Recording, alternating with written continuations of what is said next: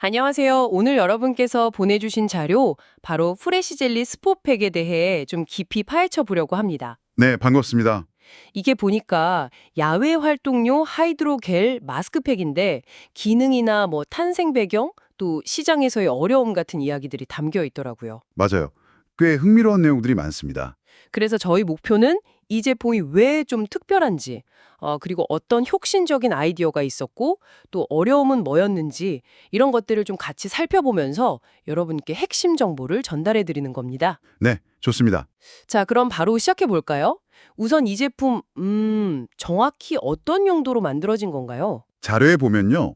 일단 야외 활동 시에 얼굴 피부를 보호하는 게 주 목적이에요. 하이드로겔 마스크팩 형태로요. 아, 하이드로겔이요? 얼굴의 한 3분의 2 정도?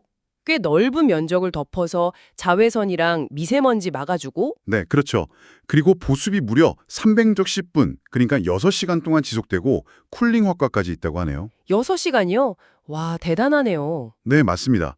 근데 이게 단순히 뭐 캠핑이나 등산, 골프 같은 레저 활동뿐만 아니라요. 자료에서 좀 흥미로웠던 건 요리사나 용접공, 또 농업 종사자나 운전자처럼요. 아, 특정 직업군에서도요? 네, 그런 특정 직업군에서도 유용하게 쓰일 수 있다는 점이에요.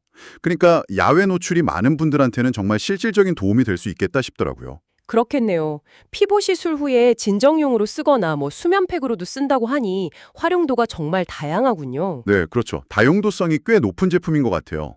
이게 보니까 2019년에 세계 최초로 출시된 국내 브랜드라는데 시작부터 순탄하지만은 않았던 것 같아요. 그쵸? 아, 네. 그 승표금요 들고 나서 국내외에서 막 제품 카피하고 브랜드 도용하는 문제가 좀 심각했다고 하더라고요.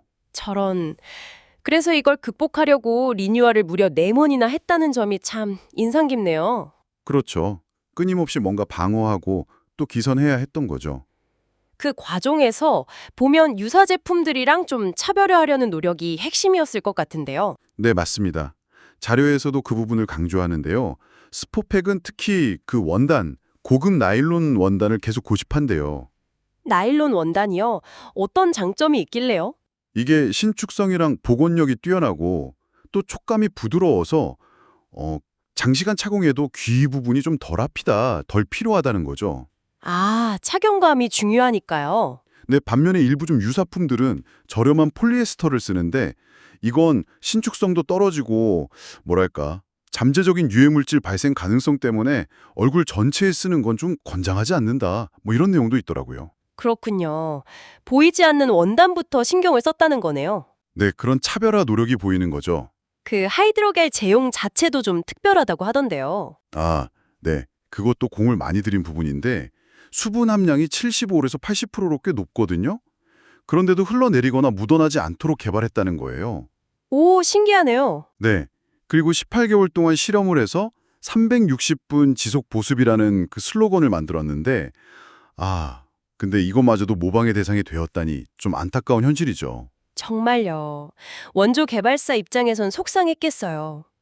그럼 마스크팩 형태는요? 그것도 스포팩이 처음 디자인한 거라고요? 네, 맞아요. 그 형태 디자인도 스포팩이 처음 개발한 게 거의 기준이 되었는데 아쉽게도 디자인 특허 등록에는 실패해서 모방이 좀 쉬워졌다는 그런 언급이 있습니다. 아, 그렇군요. 네. 하지만 여기서 멈추지 않고 2021년에 리뉴얼하면서 국제 특허 원료인 멀티플렉스 8종 미용 성분이 있잖아요. 네네. 그걸 추가하고 또 좀 고가의 쿨링 에이전트랑 포도향 같은 걸 더해서 내용물 차별화에 집중했어요. 그러니까 겉모습은 따라해도 속은 다르다. 이걸 보여주려고 한 거죠. 아, 그런 전략이군요. 생산 방식도 좀 다르다고 들었는데요. 네. 최고급 원부자재를 쓰고 또 위생 관리를 위해서 이물질 식별이 잘 되는 백색 필름이랑 간지를 사용하고요. 그리고 대량 생산보다는 좀 품질 관리에 유리한 반자동 생산 라인으로 만든다고 해요. 대량 생산이 어려운 대신에 품질에 더 집중하는 모습이네요. 네, 그렇죠. 약간 장인 정신 같은 게 느껴지기도 하고요. 이런 노력 덕분인지 그 코로나 시기에도 오히려 인기를 끌어서 해외 여러 나라로 수출됐다고 하더라고요. 네, 맞아요. 특히 캐나다에서는 아웃도어용뿐만 아니라 뷰티샵에서 실내 케어용으로도 많이 사용된다고 하니까 그 활용 범위가 더 넓어진 거죠. 오, 캐나다에서도요. 신기하네요. 환경 생각해서 포장재를 100% 재생용지로 쓰고 포장 단계를 줄인 점도 의미 있고요. 네, 그런 부분도 놓치지 않은 거죠. 오늘 이렇게 후레쉬 젤리 스포팩 이야기를 쭉 나눠봤는데요. 이게 단순한 미용 제품 소개를 넘어서서 어떤 특정 환경에서의 필요를 딱 채워주려는 혁신, 그리고 또 시장의 모방 속에서도 품질과 차별성을 지키려는 그 노력이 참 돋보이는 사례 같습니다. 네, 정말 그렇죠. 독창적인 아이디어를 제품화하는 것도 중요하지만 그 가치를 지키고 또 끊임없이 발전시키는 게 얼마나 중요하고 또 어려운 일인지 잘 보여주는 것 같아요. 맞아요.